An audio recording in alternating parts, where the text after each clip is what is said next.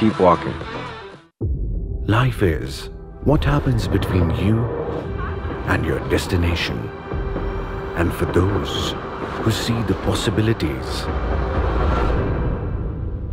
there's a Lexus. The luxury you know just became more refined. The new Lexus ES. Refinement crafted.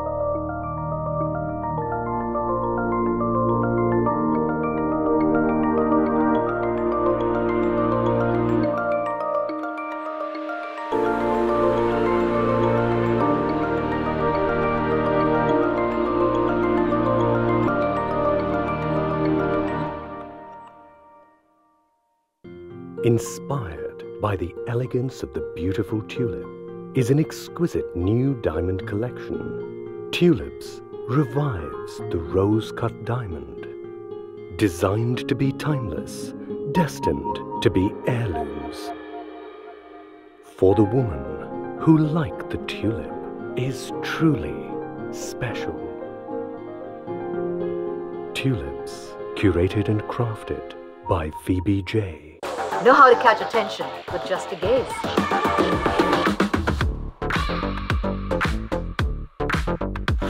Get looks that steal the show. Speak volumes without saying a word.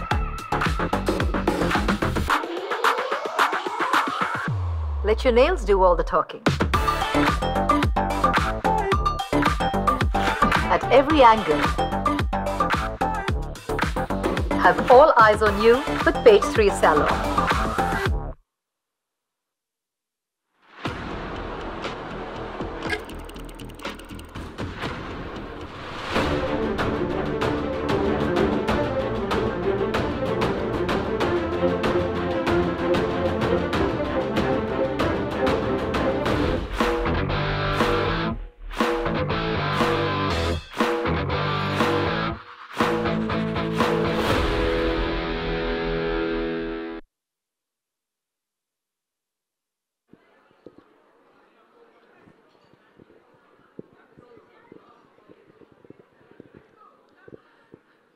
Good evening, everyone. It's wonderful to be back here with all of you. A very, very warm welcome with all our partners to all of you here at Ignition. You know, as I always say, this is a platform that really believes passionately in the power of conversation in a world where we are all more and more connected and yet dissociated.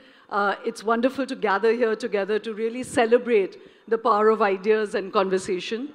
I'm Shoma Chaudhary, the founder of Lucid Lines, and I'd like to, really celebrate and thank all our partners and sponsors here this evening who make these, gatherings possible.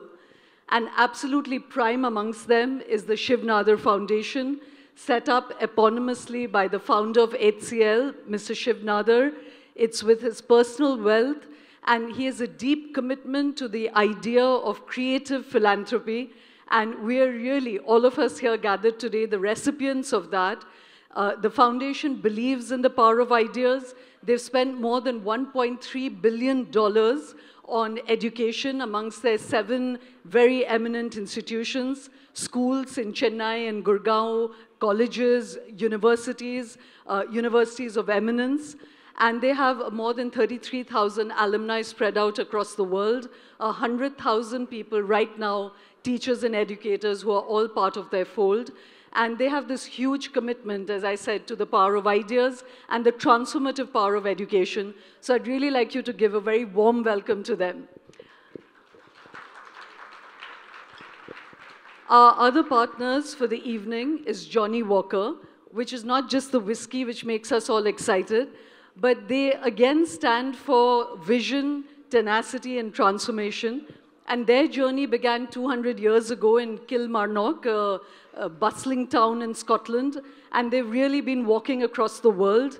Their commitment is to create spaces and to move the world forward to a kind of space where everybody, regardless of diversity, is embraced, welcomed, and celebrated. So again, a perfect partner for a platform like Ignition.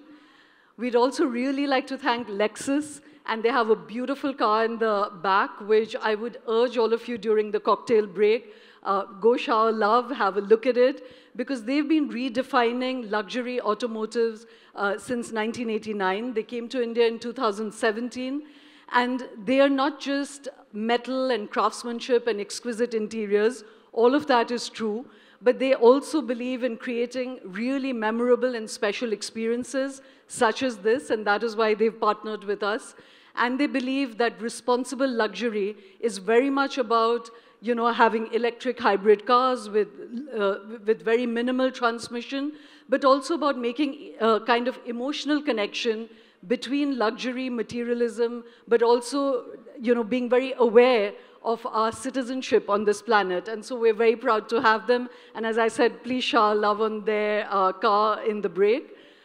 I'm wearing exquisite craftsmanship from Vumidi Bangaru Jewelers, who have been there from the, you know, from the 1900s. 6 generations of clients have placed their trust in their exquisite diamond, silver, and gold jewelry. And they've just started a new outlet in Dallas. And as I always say, you know, they have a stall at the back. Go and have a look at it. Just a few minutes ago, I was looking like a scruffy journalist, but I am wearing some of their craftsmanship, and I'd urge you to go have a look at them. We also have Apollo One, which is, you know, a hospital chain which is very respected. But Apollo One is their outpatient, premium, personalized, you know, offering where there's no waiting time. They offer daycare. They have specialized clinics. They have every kind of diagnostics. They have pro-health checkups. And it's really the most cutting-edge, you know, a version of premium personalized healthcare.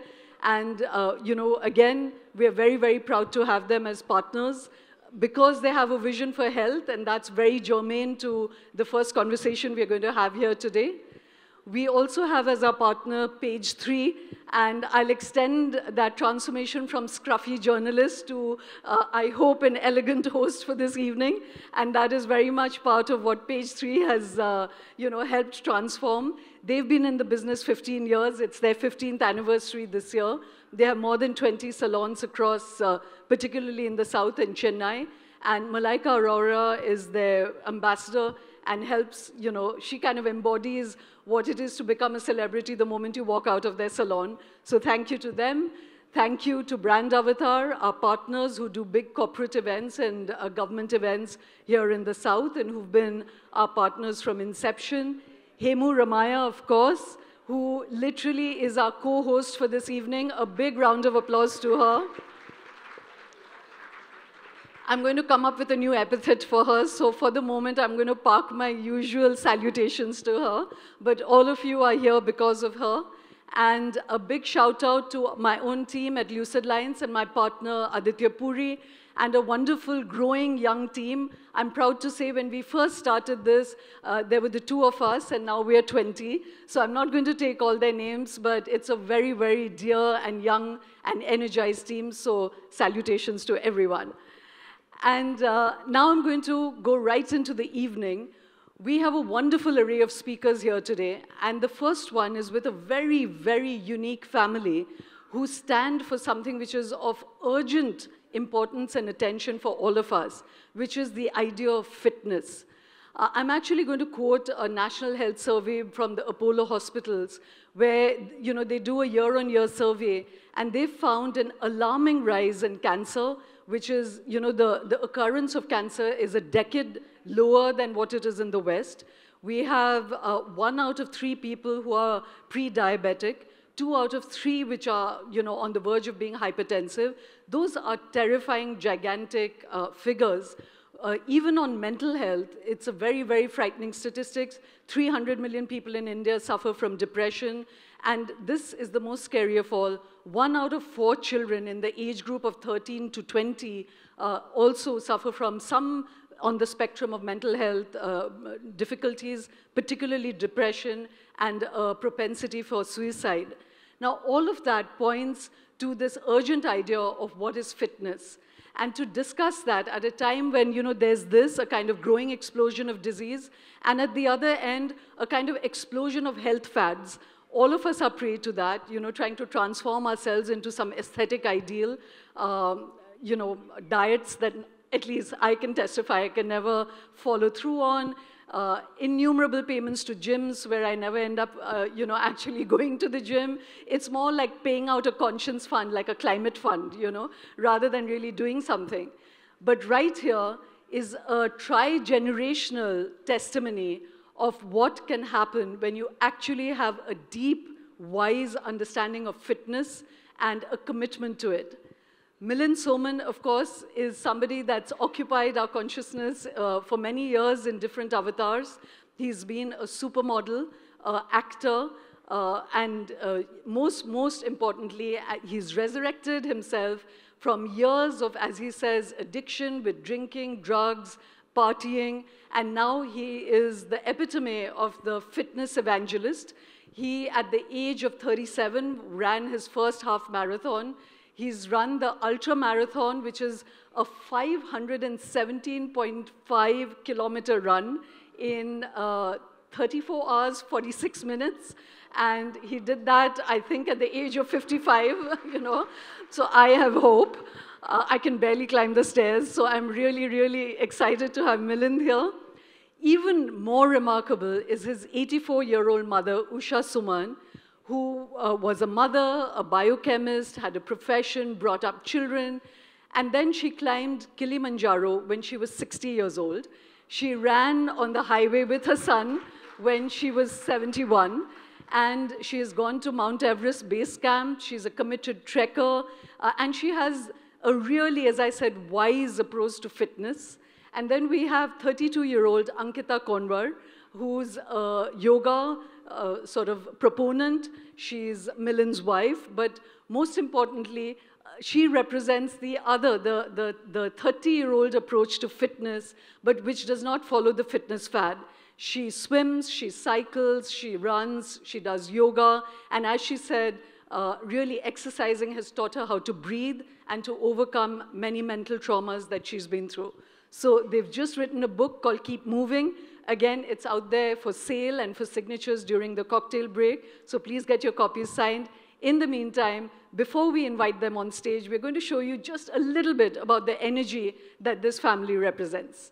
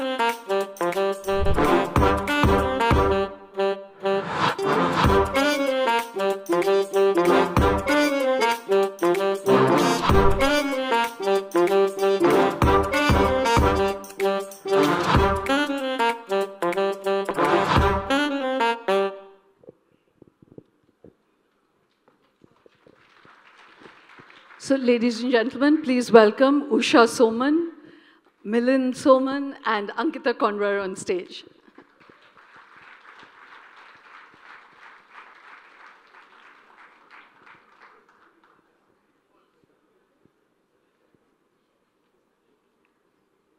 Please come.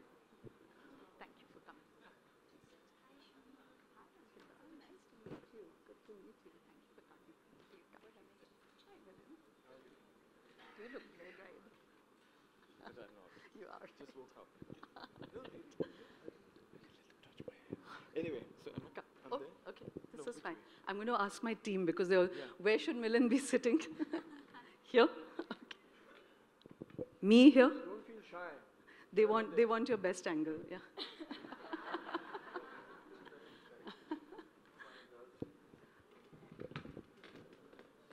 We're going to need one more mic on stage. Yeah. Oh, you have it. Okay. Thank you so much for coming. It's, you know, like I said, it's, you're a rebuke to my existence, you know. Before we get started on this, Milind said something which really pricked me hard.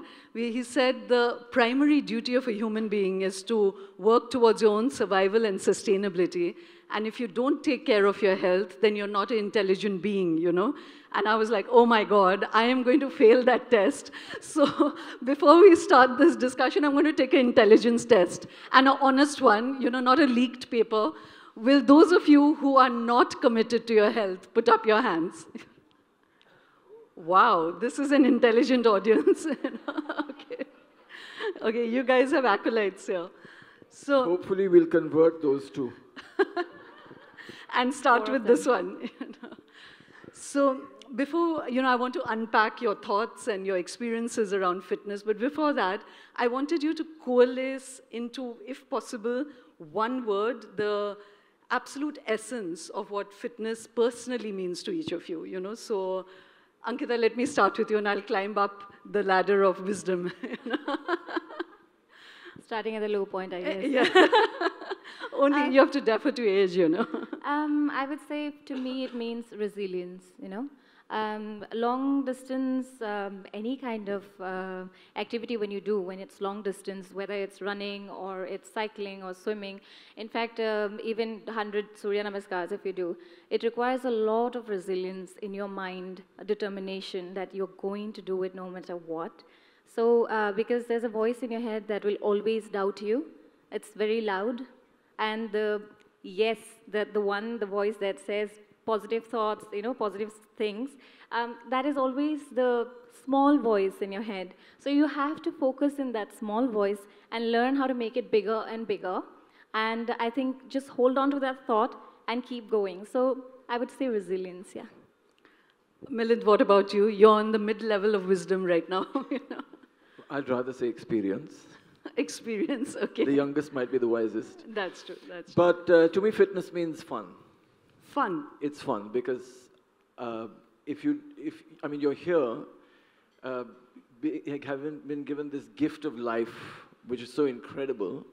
And if you can actually have fun experiencing life, that shows how fit you are. If you can't enjoy your life, then you need to question your fitness. Wow. This, you know, as I said, your presence on stage is like a rebuke. Every page of your book I read, I was like, I've got to fix my life. You know, I am an unintelligent human being. What's a better goal than having fun? Then enjoy everything that you've been gifted with. And we've been gifted with life, with this body, with this mind, with this spirit, and we've been gifted with this earth. You know, so everything is there just for us to experience and enjoy. And if we can't do that, then it's a disservice to ourselves. So fun is the goal. That's wonderfully put. Usha ji, I'm going to come to you. You know, you had the most, well, let me not put adjectives to it. Let the audience experience you themselves. If you were to say your one-word approach to fitness, what is it? One word. Fitness to me is to be able to do anything that you like to do. Wow. Could you hear her at the back? Yeah. Would you Hold just the say mic that again? closer, a little bit. Fitness to me is to be able to do anything that you want to do. And it's not just physical fitness. It is mental fitness as well. Actually, mental is more important than physical. Because if your mind is strong enough, you can make your body follow it. That's so true. And each of you, and again, I'd like, Usha ji does push-ups, and if she'll permit at the end of it, we'll ask her to demonstrate that to us. Push-ups, planks, squats, skipping, lunges, yoga. That's insane. But so now that you've kind of, each of you given your essence of it, and Usha ji, what struck me was that, Milind, Ankita, everyone's had a kind of pivotal moment when they've gone back or they've rediscovered their connection with exercise and fitness. But for you, it was also something which was so ordinary, I mean, right through, I think what struck me was when you said just by virtue of being a human being, you're constantly doing things, and that itself is fitness, and then your life extended further, into accentuating that when your role as a mother and as a professional was over. So that really struck me, So I'm going to come back to that, but Milind, let me come to you. So you were a swimmer, and you said that in many ways exercise represented solitude for you, which was an unusual thing to have as a teenager. So do talk to the audience about your early relationship with exercise, and then we'll come to how you rediscovered it. So, of course, when I was young, I never looked at activity as exercise, though it is. Like, even in school, we exercise our mental abilities because we want to pass from grade to grade. So for me, as a competitive swimmer, it was the same thing. I had to improve my timing continuously to get better and better and better, defend my titles, break my records, whatever it is. So the thing is that I had to do it because I had a certain goal. And I got kind of addicted to that goal. I never thought about it. It was, okay, I see myself as an athlete when I was young, say 9 years old, 10 years old. I think at that age, you kind of hold on to a kind of idea, one idea. You can't have 20.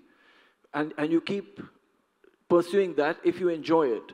So for me, because I won my first national medal when I was 9, at my first national championships, that was a great incentive for me to continue. Because everybody likes success, likes achievement, likes appreciation. So I won the medal, everybody was happy, I was happy. I said, let's do it again. So I kept doing it. And then I got into that thing of, I feel good about this, physically, mentally, emotionally. Only in retrospect, I realized the importance of the mental discipline. Of course, by the age of 23, I had this amazing body, and which people may have seen, and and so on. But I realized that, say, that maybe the age of 40 or 45, the kind of impact that discipline had on me as a person. So you only realize later. Like, I'm the laziest person you can meet. No. Yes. No. You can't be on stage and propagate falsehoods. I'm lazy. I hate exercise. No. I'm telling you. So unless I have a goal. If I have a goal, I will do what is necessary to achieve it. I don't see it as exercise, therefore. I see it as something I need to do to achieve this goal. Like, for example, when I did Ironman at 50 or Ultraman at 52 or ran from Delhi to Bombay, it's a very definite goal, and you work towards that goal. If you ask me how much I exercise today, ask me. How much? So I have never enjoyed going to the gym. I understand the idea that you take a membership, but you never go, because the gym business is based on that 60% of members will never go. That's the business. Imagine, if they did go, the business would fail. Thank God we don't have a gym as a partner right now. Oh, sorry, you should have warned me about all the partners. No, we because don't. I might be saying some things that might be a little controversial. No. But I enjoy activity. Like I said, to me, it's fun. If I find activity that I enjoy, and because of my level of fitness that I've had since I was a child, I enjoy all activities. So hiking, trekking, swimming, cycling, climbing, diving. So I don't need to exercise, except as you grow older, you begin to understand that your weaknesses, and everybody has weaknesses and strengths, you need to work on your weaknesses. It could be mental, could be emotional, could be physical. You have to identify your weaknesses and consciously start working on them. What's yours? What? Weakness? I can't do a split. This But- is, but that's in the thing, addition so- to being a liar on stage, you're also a vain person. You know? Oh, I'm extremely vain. But the thing is, so therefore, when you identify your weaknesses and work only on them, No, but you- deeper. What weakness do you have? now none. I'm invincible.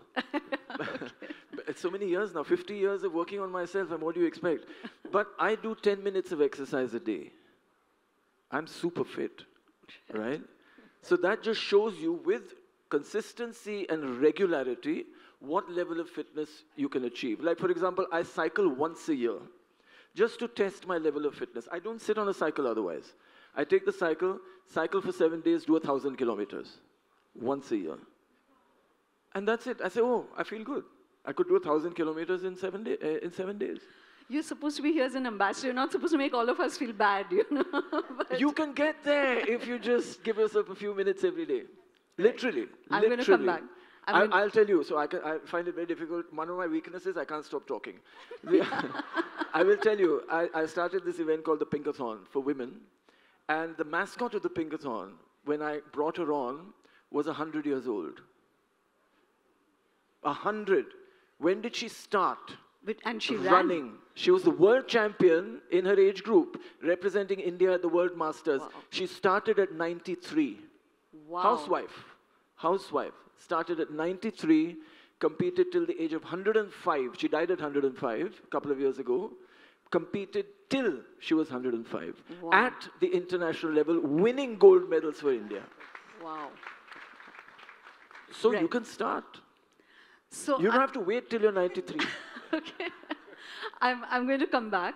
I wanted you to make that emotional connection between, you know, as I was saying, it was interesting in your book that each of you have also used fitness and exercise in a way to dialogue with your emotional and mental states, you know. So I was asking you also about that childhood connection. I'll come back to you. Ankita, I wanted to ask you that, you know, for you, you've said fitness, like I said, it helped you breathe. You've seen it almost as curative, you know. So share with the audience this connection between the mind and the body and emotions, you know, and how that worked for you. I think as a child, I was really outdoorsy. I grew up in the northeast of India, so I was blessed with a beautiful forest around, and you know, I would cycle for miles, and thankfully I had that. You to go cycled back. 40 kilometers to Yes, school? yes. I just want to, as my journalist in me wants to know whether these are factual facts. Not you know? to school, but from school, I would just take my cycle and go around. I always was quite outdoorsy, like I said. I used to love to cycle to the riverside and just go and hang out there. But later in life, I think, you know, it's because I had gone through a couple of things that, you know, I think kind of made me realize life a little early. Because of that, I think I lost my way a little bit in the middle. So I didn't know, I kind of lost my touch with the forest, with being outdoors, and I really had to crawl back to it. And I would say yoga is so gracefully helpful, and running, of course. I remember my sister calling me one day and telling me that, you know, I'm pregnant with my nephew. And I just didn't know how to react to it. You know, I knew that, you know, this is a new life that's coming into my world, and I have to make better life choices for him because, you know, I'm going to be a whole new thing for him. To, you know, it's up to me whether he wants to look up to me or, you know, what he wants to learn from me. I have to set that bar right. So I was like, okay, maybe I should go for a run and calm myself. And I went for a run, and I have not stopped ever since. It has been so wonderful. It has helped me running ultra distances, not only helped me physically, but mentally. It has calmed me down. Like I said, you know, breathing is everything. We all know how to breathe, right? I mean, of course, since the time we were born. But how many of us actually know how to consciously breathe? It is so difficult. We don't know. Like, we're just existing. We don't realize that, okay, I have to inhale, how deep and how long, and how do we exhale, long and slow, and to calm ourselves, the nerves, and the body will, you know, respond to that. So basically, you know, the balance between mental and physical kind of brings you down to that emotional level that you need to be. So I think that's where the connection is. Right. I'm again going to come back to probe both those aspects of your lives a little bit more, but Usha ji, I wanted to bring you in. You know, again, at one level it's beautiful that all of you are making it seem so easy, but you know, you've been a mother and it takes quite a toll, you know, and you were part of a family that had 4 children, and you know, your mother, in fact, traveled into, like she was on a boat with, oh, it was you? She was on the boat She with was on the a 4 boat. children. You're right.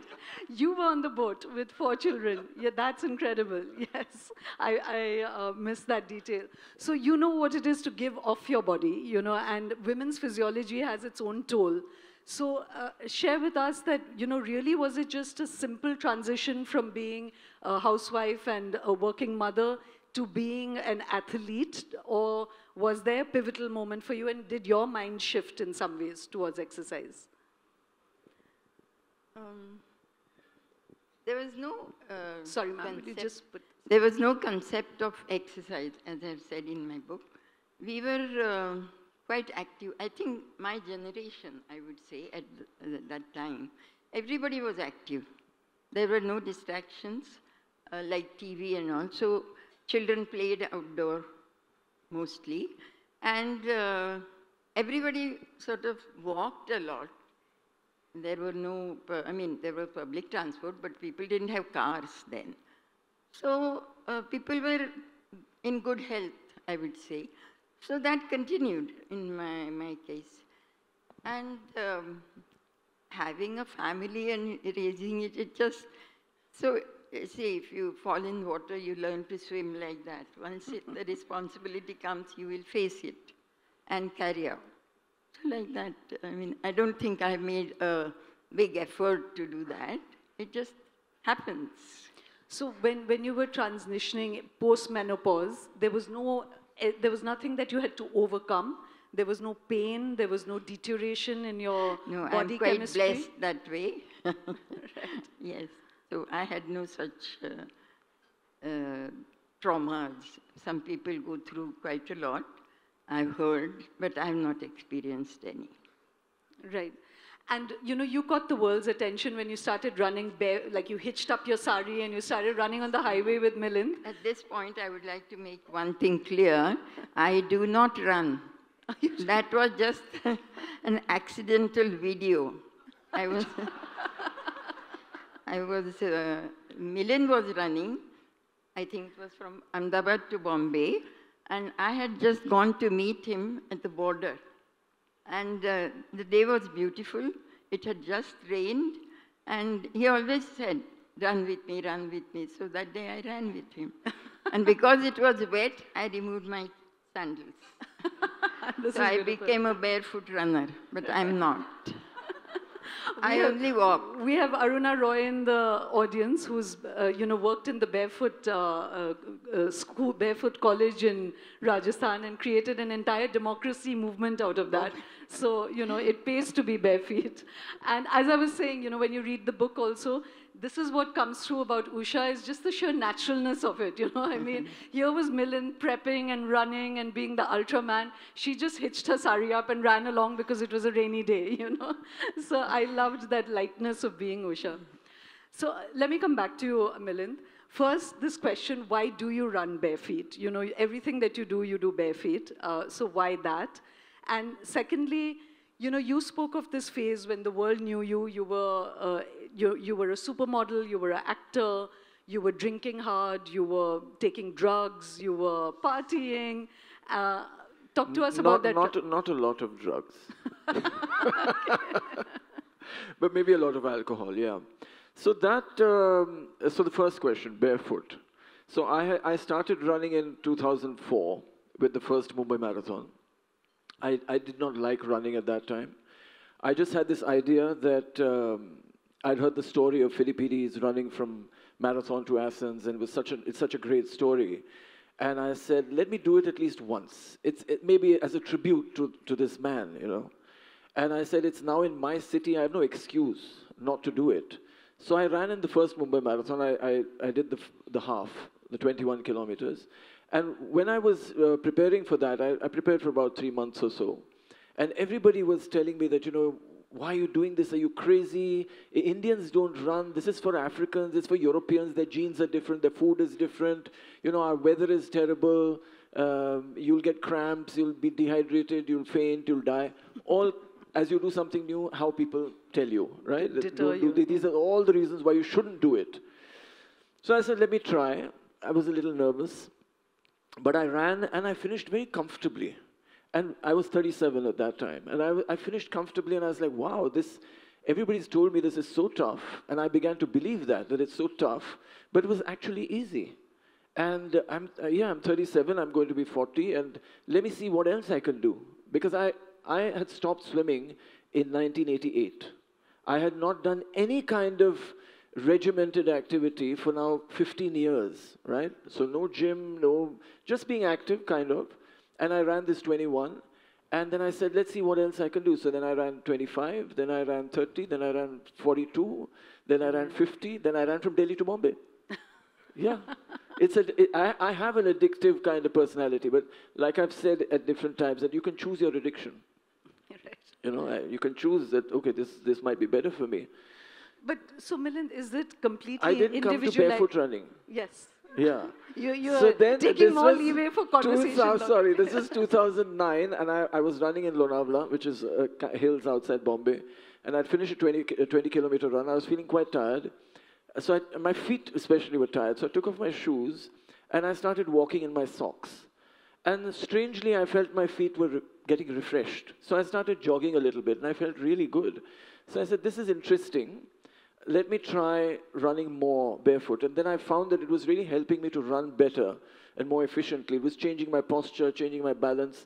And I thought that was quite interesting. But I still took it very slow. And it took me about 1.5 years to run a half marathon again. And 1 more year to run a full marathon. But since then, I didn't wear shoes except for places like in the snow where you need to wear shoes, or in the desert where it's too hot, the sand is too hot, you have to wear shoes. But otherwise, I prefer sandals or barefoot. So, you know, because you're here also evangelizing fitness and health, is this just like individual being blessed, or is there something that others can take from you? Like, do you have any playbook that others can follow? Yeah, do what you want. So I would say learn new things, experience new things, physically, mentally, just go for it, but go slow. Every experience, every moment, every second is a learning opportunity. So be mindful. I mean, mindfulness is an old concept, it's not my concept. But whatever you are doing, do something new and experience it 100%. When I say experience it, understand how your mind responds to it. Understand how your body responds to it. Understand how you emotionally respond to it. What does it mean? So like you said, emotions are so important. You know, the reason you don't exercise is because you don't have an emotional connect. You don't have an emotional reason to exercise. You know, I know I'm talking a lot, but the reason people start exercising, the biggest reason is to lose weight. And we know why people want to lose weight, because people are telling them they're fat. The biggest reason within that community they want to lose weight is the people who are getting married. And the reason for that is because they're going to wear their best clothes. It's the one day in their life they have to look their best. It's never going to happen again, hopefully. All their pictures are going to be shown to the grandchildren and the great-grandchildren. And that is that hook that gets them into losing weight. And gets them right there till they fit into those clothes. But before they fit into those clothes, they need to find the next goal. Right. You know, because otherwise after that, it's again back to... Yeah. Right.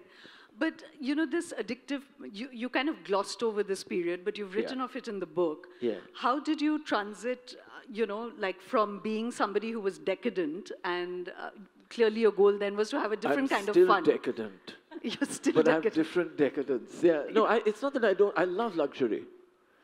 Now, in terms of things that are So there was no mental switch. How do you go from being an alcoholic that your mother's not speaking to, and then the next day you're running? She used to not talk to me for days. Yeah. Anyway, so I always knew, because of the experience of competitive swimming, what is good for me and what is not. And we all know that. It's not like you need somebody to tell you that alcohol is bad or that smoking is bad. It's written on the packet, right? It's written on the packet, you will get cancer. We know that. We know that we need to sleep properly, sleep on time. We know we need to eat healthy food. We need to eat whole food. We know that packaged food is not the answer. So what is it that's stopping us from choosing right, right? So that is something we need to work on, to be able to choose right, to again have the emotional connect with feeling good. I already knew what it meant. Because as a competitive swimmer, I understand what it means to feel amazing. As a sports person, I know the potential of my body and mind working in sync. And I know that through my childhood, which means I'm never going to forget it, right? So as an adult, I might be drinking alcohol, but at the back of my mind, I'm saying, no, no, no, no, no, no. Shouldn't be doing this. I'm smoking, I'm saying, no, no, no. So eventually I'm saying, okay, enough. It was easier for me. For a lot of people, it's not, because they don't have that basic instinct and understanding that has been honed over years, and which is so important, your childhood, to understand those values. And I believe those values must come from parents, like I have learned from my mother. It must come from parents, be an example, like she said, she wanted to be an example for her nephew. That is so important, right? And like we say, we talk about genes. You say, am I gifted, am I blessed? We're all blessed. Not maybe at the same level. We are not going to go for the Olympics. But to lead a normal, beautiful life, we are blessed. Now it is our duty to take care of the genes that we've been given and to improve on them so that we pass on better genes. Right. So, Ankita, let me come to you. You know, you also kind of glossed over the difficulties in your life. I'm comfortable talking about it because you've spoken of it in your book, that, you know, you were molested as a child, and that left you very traumatized. And then in your teenage, you lost your boyfriend, you know, to a very sudden car accident, and you had a fight. So, you know, you didn't even have a chance to reconcile, and it was a huge uprooting for you. In this, you know, exercise came in as your kind of therapeutic. So talk about that, and, you know, what did it do? What was that arc by which exercise became your lifeline? I think I was at a really low point. Like when it comes to me dealing with my teenage, I think at that time I realized that, okay, my body was not treated the way it was supposed to be treated as a child. And I think that was the first time that I realized that, I mean, you know, I did not want to associate with my body anymore. You know, so like Milind spoke about it earlier, you have to have an emotional connection with your body to be able to exercise. So I kind of left it there. You know, it just kept getting worse. And of course, when I, you know, lost somebody so close to me, so important to me, that kind of made it even worse. I didn't even know that was possible, but of course that happened. And to come out of it, it took a lot of resilience. And that's why I always say that exercise to me means resilience, because I really had to hang on to that small little hope that I could see, you know. A lot of us, I think we just call it because, you know, we don't see that hope anymore. And it's really, really, because it's dark, it gets dark. And it's very, very difficult to see that ray of hope. But when you see it, even if it's for even a second, you hold on to that thought, whatever brings you that. And for me, I think it was my parents, you know, whenever I saw their faces, I think that brought me, you know, that hope. And I had to fight for that, to keep that. So for me, it became like, you know, slowly I began turning to yoga, very slow, and I wouldn't say that I was doing 100 Surya Namaskars. It was just very slow progression. But when I turned to running, it changed my life, literally. I remember going for a run and realizing how liberating it feels. You know, for the first time, I felt free of the negative thoughts that was running in my head. And it's very, very difficult, you know, when you have those, to get out of that place. I think it gets really difficult. All of us, we experience it one day or the other. But I think for me, it was the longest time that I felt so dark. And when I started running, I started feeling more and more positive. And I said, you know, I'm not going to let go of this feeling, and I'm going to keep it, and I'm going to fight for it. And I kept doing it. I kept running. You know, races after races, and of course, to prepare for a race, you have to train yourself. And then yoga, of course, like I said, you know, conscious breathing really helps. It's because, you know, you connect to yourself at a very emotional level.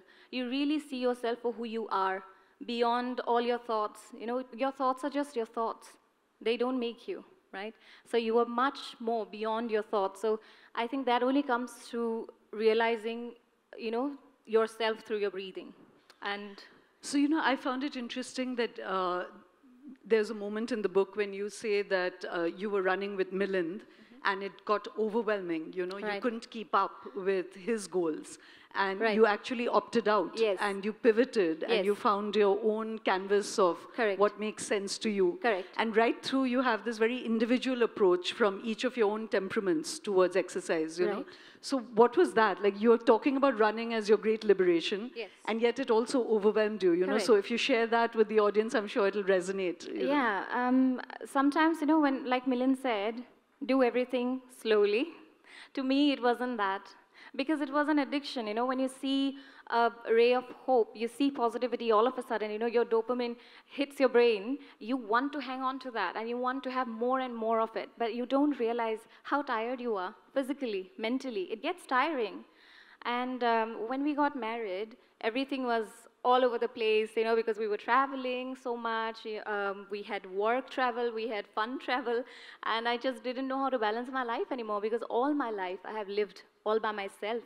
And to take somebody into my space and accommodate their things to it, it became so difficult. So I was like, okay, I have to take a step back. And it only happened, I only realized that because I was connected to myself emotionally. So I was like, this is the time that I need a break and I need to connect to myself again on a root level. And so I did. And I turned to yoga again, absolutely, consciously, and it helped me back. Right.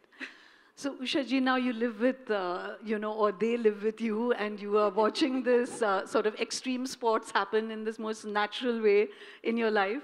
What is your perspective on, say, Milind's approach to fitness, Ankita's approach to fitness, and your own? What's the difference, ma'am?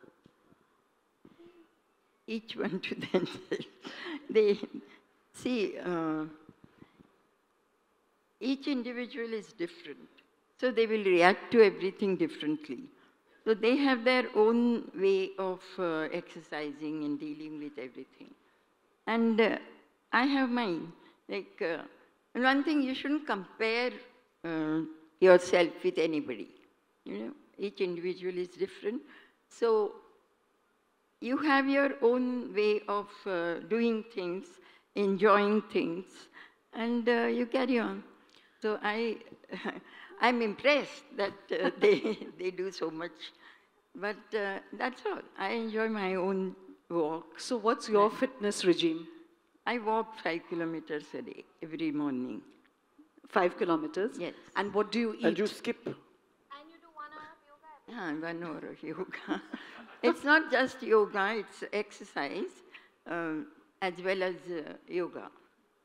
Yoga is what, it's not just physical exercise. It's more learning, yes, it's more learning how to breathe, how to be calm and deal with things. It's not just asanas. That's not yoga. Yoga means you deal with everything that you come across in your own way. You should be able to. That is what yoga is for me. So the big elephant in the room is food, right? All of us are waging our own battles with food or, fighting off the seduction of food. What is your approach to food? So you said you walk 5 kilometers, you do an hour of yoga and of asanas, and also, like you said, breathing. But what is your approach to food? It's very simple. Eat when you're hungry. You don't eat because it's time to eat or because Really? you like something to eat. Your entire generation must be freezing in their seats. This is not an old wisdom. You were meant to eat at particular hours. I know, but if that happens, if you're eating at particular time, then that you will feel hungry after certain gap. And that was our usual eating pattern when I was young. So now it's all different. I don't know, it is maybe evolution, but I feel it is regression. We are going... What is regression? This, no discipline. No discipline? Yes. But you're advocating no discipline. No, I'm not. I'm not advocating. See, this is like if you follow a particular pattern of eating like we used to have, then you feel hungry at that At the time. appointed hour. Yes, Yeah. it's not. But nowadays, I feel people don't follow that at all. You know, and no, working hours also are very different now. So the eating habits have changed. That's why I said it is regression. I mean, I have to evolve for betterment. That is not happening because when I was young, maybe we didn't know so many diseases. But now, I mean, there is so much ill health around. So I feel it is because of that, you know, because people don't follow, I mean, not by choice maybe, but it happens. So that's why there are so many illnesses and people are unfit. So there's not, I mean, when you're saying one, eat whenever you're hungry, and there's a pattern to that hunger. Yeah. But also in terms of actual foods, is there any superfoods that you have? No, I feel that our traditional food, whatever we ate in our own region, as we have this different cuisines regionally, they are the best for you. So you should eat seasonal food and traditional food.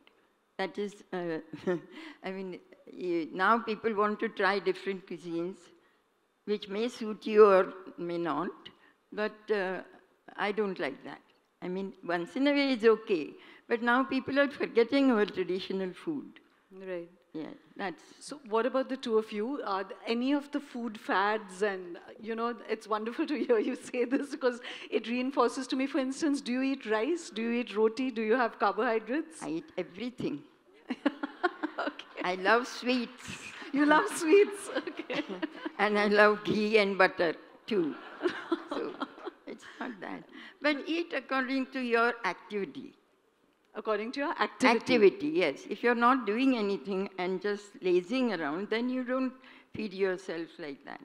You know, then you have to control. Yes, this is very tragic. What about those who spend most of their lives on a computer, for instance? Well, no, they also need food, but I won't say because they sit, they shouldn't eat, because mental activity also needs food. Right. But they should do some activity. It's not, and regular hours, in my opinion, is very important. Regular hours. Yeah. Yeah. This is just reminded, it's like my mother's voice echoing in my head, you know, all the old wisdoms that you kind of scoffed at and listened to. What about the two of you? You know, do you have a different approach to food? There's a lot of discussion now about caloric shock and intermittent fasting and vegan diets, and, you know, so have you all tried any of those? Have you arrived at your own food equilibrium? And what is that? So, I think it's because we grew up in different places, so our food preference is quite different. But the thing is that, like I said, you know, you should eat according to the place where you live. I understand at times, like she said, you know, you want to eat Korean, you want to eat Chinese, that's fantastic, why not? Go ahead and try it, but not every day. Every day food should be what you eat at home in that particular region, like she said, because that's the best food for that weather. Climate. Yeah. And for that kind of activity that you would be doing, because, you know, of course, according to the climate, according to the weather, you will be doing your activities, right? So, I mean, I can't be eating Maharashtrian food when I go to Japan, for sure. So that's how it is. And also, I really don't believe in fad diets, because I think, you know, you should, like we talked about, when you emotionally connect to your body, you really know when you're hungry, like she was also talking about, that your body will tell you when it's hungry. And you should be able to recognize that. And you will not be able to recognize it if you're not connected to your body. You will feel hungry anytime, or sometimes you'll feel hungry and you wouldn't even know about it. You'll go hours without eating. And then all of a sudden you'll be like, oh my God, I'm so tired, I don't know why. So it's all about connecting to your body through exercise, like you asked, you know, what about the people who work late hours, or, you know, who work for too long, you know, on with the a computer, laptop? yeah. What do you do? So you have to make sure that you give yourself that importance, that you are that much important to yourself, that you will take out 15 to 20 minutes at least, if not, 1 hour, to connect to your body. And how do you connect to your body? It has to be through physical activity. Otherwise, how else do you connect to your body? Right? So to get to emotional I level... can think of some options, No problem with those options. Yeah, that's good too. That's good too. Oh, well, just for public consumption, I was thinking about like a nice plate of ice cream and gulab jamuns. That's a way of connecting with your body, But yeah, why not? At times, everything is good in moderation. Work, exercise, food, everything. But it has to be moderation. So let me ask you a question, Milind. Now, all of you are really, like I said, rebukes to all of us who are not doing what you're doing. But now your life is dedicated to fitness. It's almost like your profession is fitness. So a lot of what you're doing, this awareness, this connection with your body, is that only possible actually if you foreground fitness to this level? Or can you live it in the midst of a very busy professional life? But that's what I have done. I mean, it appears that my life revolves around fitness because that's what people perceive. For me, it's always been like this. I have not sacrificed one part of my life for this or there's any particular focus on it. Like I said, I know people and even actors and so on who spend hours in the gym. I spend 10 minutes at home. So what do I do? Is that true, Ankita? Yeah. I have to kind of do a fact check on him. Sometimes not even 10 minutes. Right. So it's whatever I feel like at that moment, and I know the things that I need to do. Like I said, to maintain a level of fitness. And again, I understand what that means to me. As we've all been discussing, it's an individual thing. You need to know this much about yourself. How to make your mind fitter. What are your weaknesses? What are your mental weaknesses? You need to know.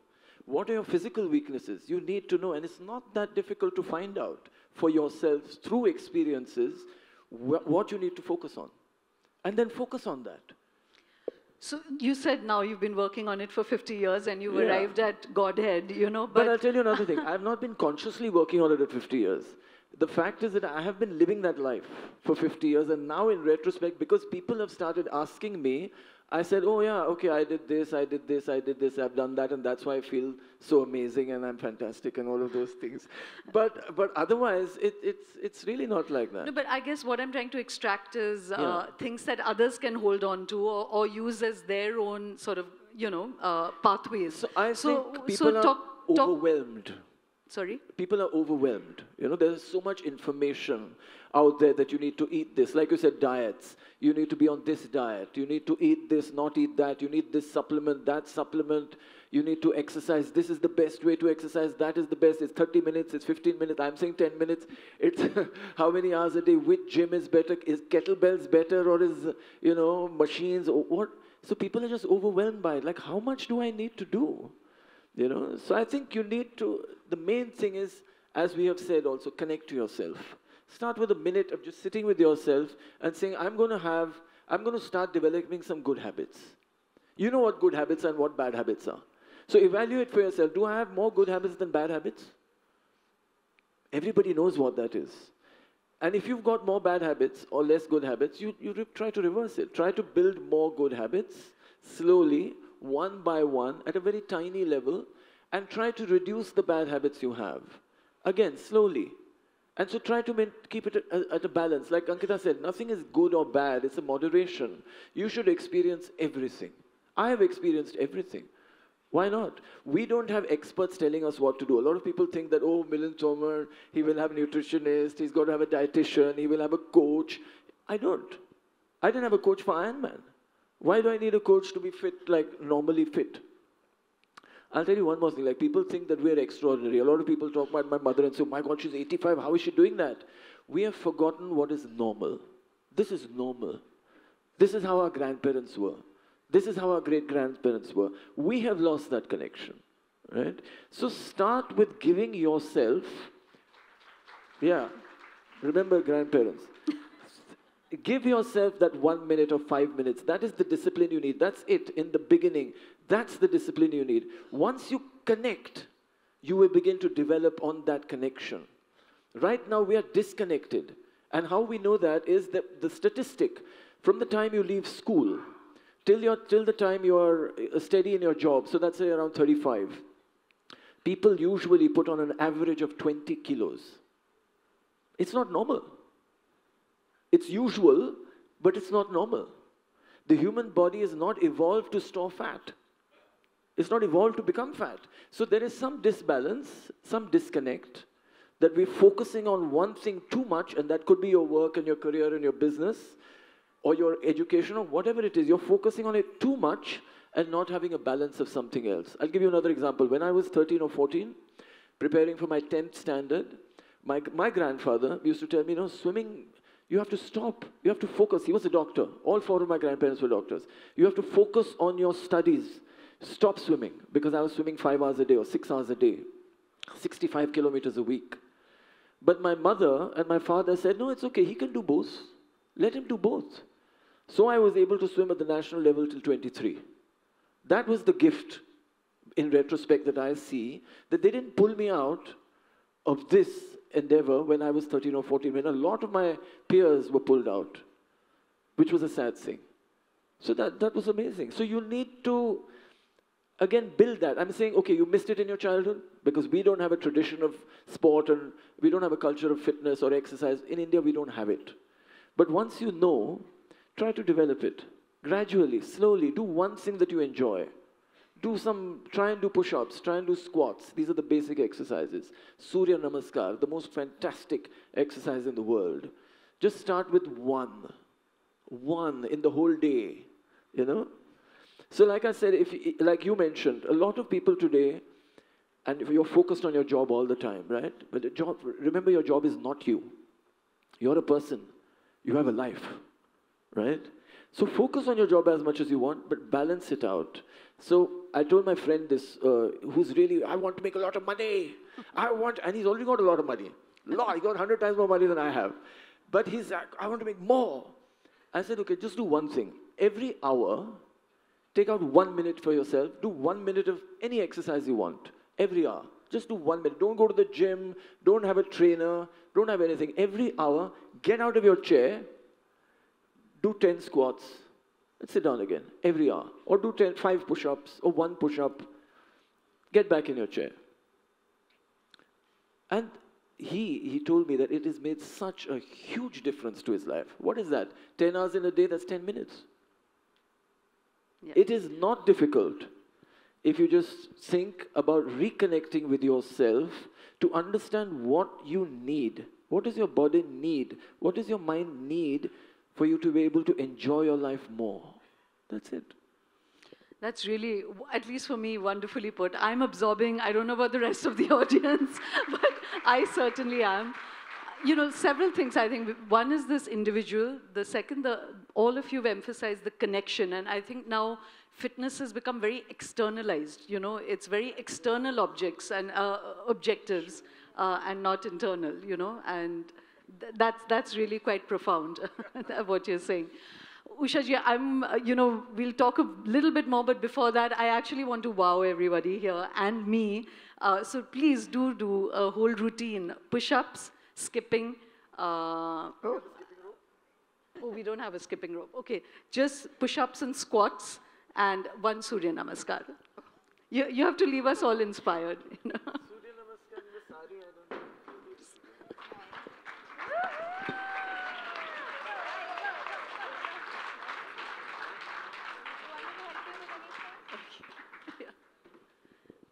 What do you want to do first? Push-ups. Okay, you sprung this on her, but yeah, do it on your knees. Because you're not walking up. You're only her son. Stop instructing her, Wow. Woo! That's incredible. Whoa. Why? That's amazing. And squats also.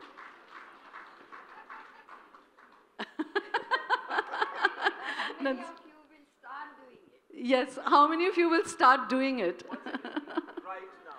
Do the squats with her. Okay, actually, why not? Let's everybody get up. Let's do this. This has... People who are feeling old. Who are the people feeling old? Put up your hand. Older than 85? Older than 85. Everyone who's feeling older than 85, keep sitting. Come on. You can't be part of this discussion and not be inspired. Come, stand. Come, stand. Have you forgotten what is stand? Standing like this. Okay. Ready? You ready? Those in the dark can sit because I can't see you. All right. So we'll count 5 squats. Okay? Ready? There's a man next to you. Are you lazy or old or sick? What? Like me. Like me. Yeah. Fight lazy. Okay. Start. 1. Whoa. 2. 3. 4. And 5. Fabulous. Fabulous.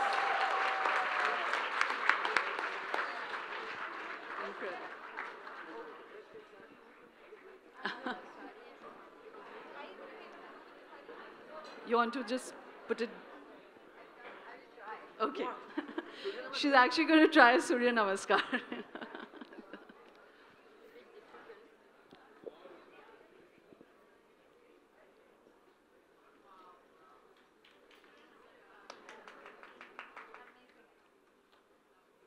Wow. Oof.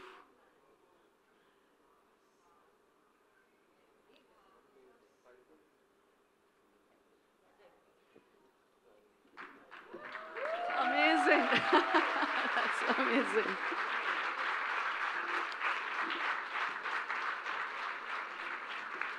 Thank you, Usha ji. That was amazing. Really. You know, you spoke about having strong bones. Like nothing looked more fluid than that, you know. I'm going to go home and connect so much with myself now. It's not funny. Thank you all for joining in. That was very sweet. I'm just going big round of applause for all of you. I'm just going to call Dr. Satya onto stage. There's a doctor, and I wanted a medical version of what you've been saying, so we'll just chat with her for 5 minutes. Yeah. Wow, please come. A doctor. We love doctors. You've made doctors we never go irrelevant. To them, You're getting another chair? Okay. Hey, hello. Oh, sorry. Would you like to take this? I don't mind standing. That's fine. That's fine. You have another chair? Okay. Pink chair. Okay, lovely. Lovely. Do you have a mic as well? Yeah, you have Yes. one behind you.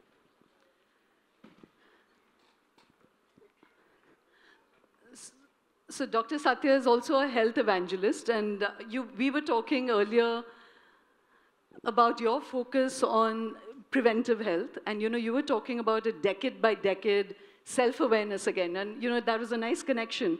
All three have been talking very, very urgently about self-awareness, as the start point of fitness. So talk to us about what you're seeing decade by decade in the Indian sort of public, what is happening to us decade by decade.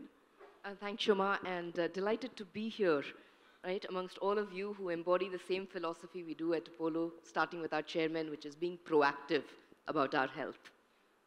Good health knows no age, and I think we've seen that on stage today, knows no age whatsoever. And every decade we find new health milestones hit us, right? And therefore our approach with and relationship with health has to keep evolving. What you see in your 20s, 30s, may be very different from the 50s and the 60s, right? So how do you actually appropriately have the right relationship in that decade with your health? I think that's what we wanted to chat a little bit about. Yeah, so, they were saying literally that it's quite fluid, and it's the patterns that you set in your childhood. But interestingly also that you can just start at 93 and find a new version of yourself. So, as I said, at least medically, what is it that you feel in the 30s one should focus on 40s one should focus on? From a woman's perspective, is there anything different, Absolutely. So 30s, right? I mean, what's on our minds? Reproductive and sexual health. That's what we're thinking about most often. And so how do we ensure that, the hormonal health is well balanced? Things like PCOS that's come up is essentially an imbalance of hormones.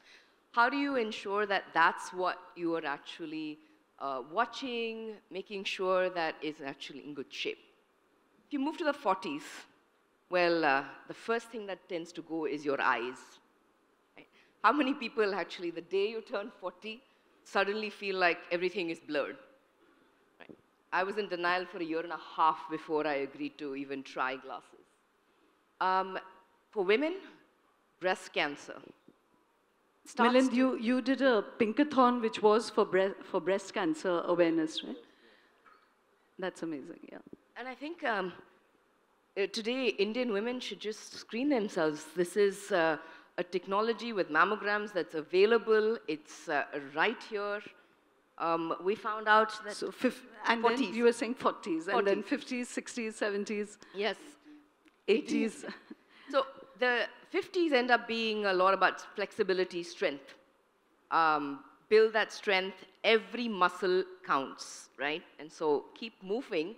Like ladies in the chair right now could be doing Kegels and keep... I know. Sorry, what did you say, Milind? There's a mic right here. I said that's the title of our book.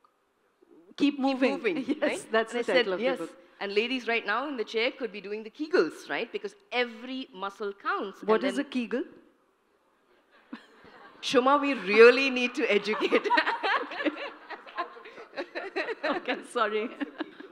Amongst many things, it's really important for your pelvic floor and really important for the incontinence of bladder and bowel. I don't know what you were thinking, but... Okay. Right. And then the 60s, right, end up being much more around managing whatever condition has hit you. Right? But most importantly, from that point on, I think the single most important thing to focus on is to not fall. That's it. Do not fall. Watch every step, be mindful, take your time if you need to, but do not fall. Right. Milind, talking to a mic. So I'm going to end this because we have two other fantastic speakers as well. So just to end, one quick, I asked you all to use one word. So just on food, Milind, is there your go-to food which keeps you healthy? Oh, which keeps me healthy? Okay, khichdi. Khichdi. My favorite, khichdi. I eat khichdi every day. Every single day. Every day. So whichever, like every region in India has its own khichdi, like Rajasthan, Gujarat, Maharashtra. It's not just dal and chawal. It's all not just dal and vegetables rice. too. It's 1/3. So that's my own recipe. 1/3 dal and rice, 2/3 vegetables. Right. And I also eat a lot of fruits. I eat like 2 or 3 kilos of fruit a day. Fruit. And what's your... Yeah. Not blow dried. It's I know, not even though pastry is our partner, Milind refused to blow dry his hair or have makeup. He says he looks like this in the natural. And when he was 55, he ran naked, so this is a... Yeah, apart from barefoot, the other thing is naked. Naked. Right. Okay, so what's your sin? My sin? That's not to be exposed, but... No, I see. I like I said, everything. Whatever I can experience, I would like to experience. I have experienced. I'd like to even in the future. So a lot of things that people consider as sinful, like sweets, for example. My mother said she loves sweets. I love sweets. Ankita doesn't like sweets that much, but I love sweets. So what I have done is I eat more sweets that are made out of jaggery than sugar, refined sugar. So if I have to minimize something in my diet, it's packaged food and refined food, right? That's it. So I eat everything. I like biscuits, I like chips, but I minimize them. I don't eat it that often, not every day for sure. Right. Yeah. What about you, Ankita? What's your go-to food? It's really very traditional. Assamese, it's called poita bhat.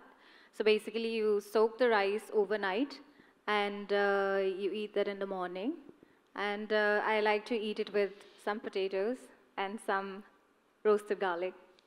And I eat it everywhere. Like even if I've gone to UK or New York for marathons, I somehow find some rice, somehow find some boiled potatoes. I always eat that.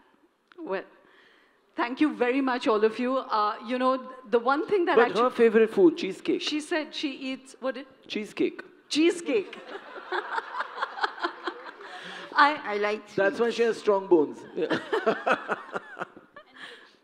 Cheesecake and milk. Usha ji, you're my guru now, you know. You're my fitness guru. Absolutely. But thank you, all of you. And you know, what's beautiful is that one, love binds you. Milind saw Ankita in a nightclub and In Chennai. in Chennai, and this is where the romance began. And it was instantaneous, you know, so clearly exercise sort of was exuding some musk. And they walked 300 kilometers for their second round of marriage ceremonies. And you know, in the era of the great Indian wedding, it's wonderful to know that they walked 300 kilometers to a church in Santiago and got married with wildflowers. And then a third marriage ceremony at the end of the world in Cape Finestre, where they exchanged rings, and they're bound by nature and connection with themselves. So amazing new mantras for fitness. Keep moving. And Usha ji, thank you for that absolutely inspirational demonstration. We're going to stop for a quick cocktail break. We have two other absolutely mesmerizing speakers. So please stay. Listen to yourselves. Don't leave at 9:30, which is Chennai's good night time. But do respect the rest of our speakers here today. And we'll see you back in 15 minutes. Thank you very, very much. Thank you, Shoma. Thank you, everyone, for coming out. Thank you.